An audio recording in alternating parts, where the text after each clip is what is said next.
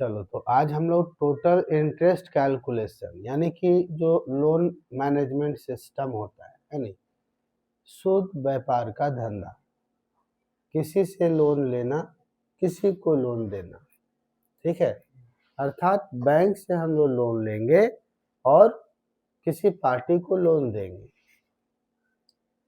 For example में मान के चलो कि SBI से हम लोग लोन ले रहे हैं 5% पे 1,00,000 रुपया 30 दिन के लिए, और इसी पैसे को हम किसी पार्टी के पास 10% पे लोन पे दे रहे हैं 30 दिन के लिए, ठीक है।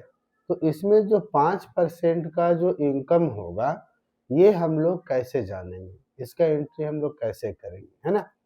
तो टैली में ये सब करने के लिए एक चैप्टर होता है इंटरेस्ट कैलकुलेशन, लिए गए अथवा दिए गए ऋण पे ब्याज की गणना, ठीक है। अब इसको हम लोग दोनों सिस्टम इसमें तुम्हारा क्लियर हो जाएगा, लोन लेना और लोन देना।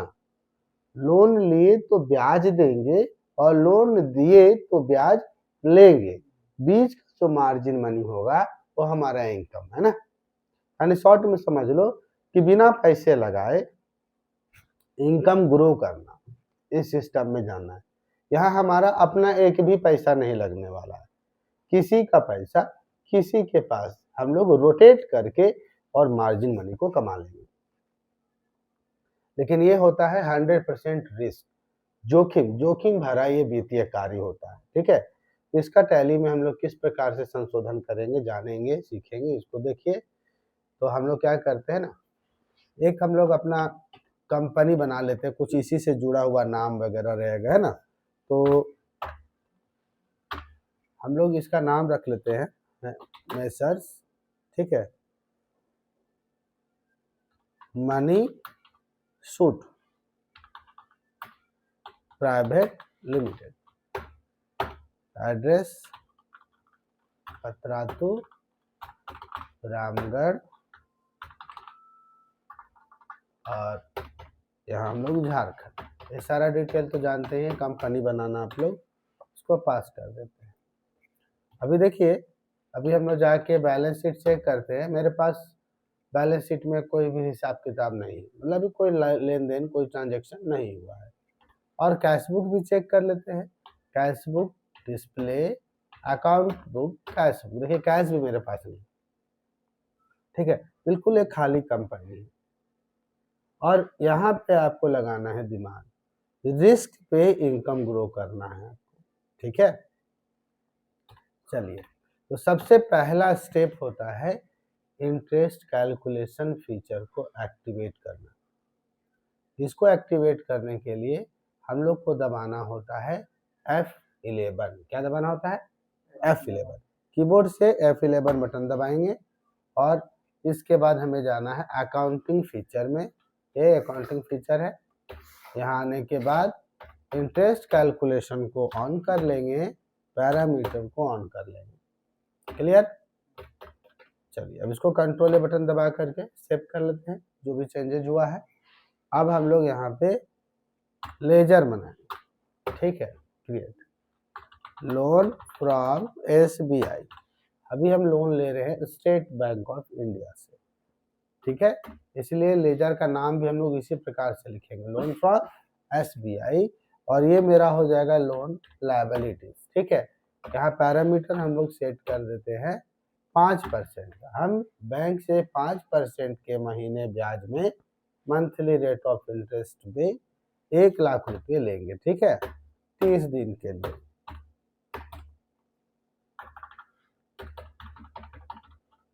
डेट सेट कर दिए, नॉर्मल राउंडिंग, लिमिट वैल्यू 2, पास कर देते हैं इसको।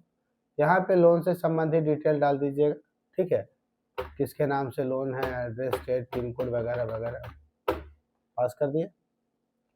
अब लोन के लिए हम लोग लेजर बनाए हैं, तो इसका ब्याज हमें देना होगा, तो हम लोग बना लेंगे इंटरेस्ट ऑन लोन, ब्रैकेट में कर दीजिए आप SBI के लिए हम लोग बना रहे हैं, उसका ब्याज हम लोग इसमें ट्रांसफर करेंगे, इसलिए हम लोग इसको डाल रहे हैं। अब लोन हम लिए हैं तो ब्याज हम क्या करेंगे, देंगे कि लेंगे, देंगे। तो ब्याज देना जो है वो मेरा खर्च है, एक्सपेंस है, वो इनडायरेक्ट एक्सपेंस में चला गया। क्लियर है बात समझ में? अब हम लोग क्या करेंगे, लोन अमाउंट को रिसीव करेंगे। रिसीव करने के लिए हम लोग रिसिप्ट वाउचर का प्रयोग करते हैं ना। अकाउंटिंग वाउचर में गए, F6 बटन दबा के रिसिप्ट कर लिए। पैसा कैसे ले रहे हैं, कैश में ले रहे हैं, तो कैश ले रहे हैं। किससे लेना है, SBI से। कितना, 1 लाख, 1 2 3 4 5, 1 लाख ले रहे हैं। अब यहाँ लिखेंगे loan amount received from SBI।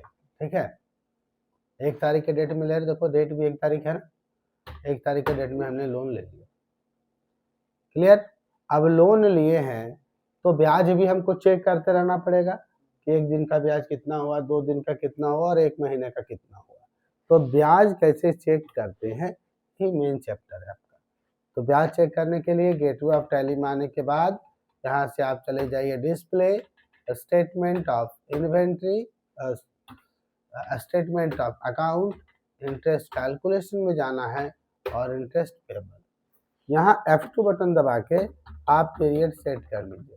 देखिए आपको बता दिया कि 1 लाख का 5%, हाँ यानी 1 अप्रैल से 1 मई तक का ब्याज कितना हुआ, 5,000 रुपया हुआ।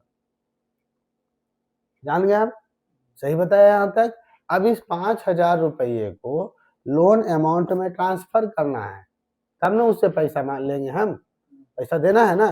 तो आइए इसको ट्रांसफर कैसे करते हैं। ट्रांसफर करने के लिए यहाँ से फिर से अकाउंटिंग वाउचर में जाना है और F7 बटन दबा के जनरल वाउचर खोल लेना। ठीक है, अब यहाँ डेट हम लोग ले लेंगे। डेट क्या है मेरा, 1/5/2025। ठीक है, 30 दिन हो जाएगा, 30वां दिन जो है हमको ट्रांसफर करना है। अब यहाँ जाएगा आपका इंटरेस्ट और लोन। कितना लोन का इंटरेस्ट बना, 5,000। अभी ट्रांसफर किस में करेंगे हम लोग, SBI में। देखो 1,05,000 यहाँ हो गया बैलेंस, कोई दिक्कत यहाँ तक कोई प्रॉब्लम नहीं है। अब दूसरा पक्ष में हम लोग आते हैं, एसेट्स वाला में, है ना। वाउचर,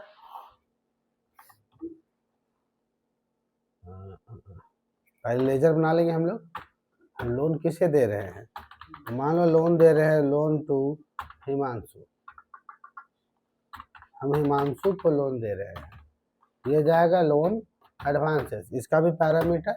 अब यहाँ देखिए, अब 5% पे हम लोन लिए हैं, तो क्या हम 5% में दे देंगे, तब मेरा क्या फायदा होगा, कुछ भी नहीं होगा। तो हम इसको 10% पे देंगे 30 दिन के लिए।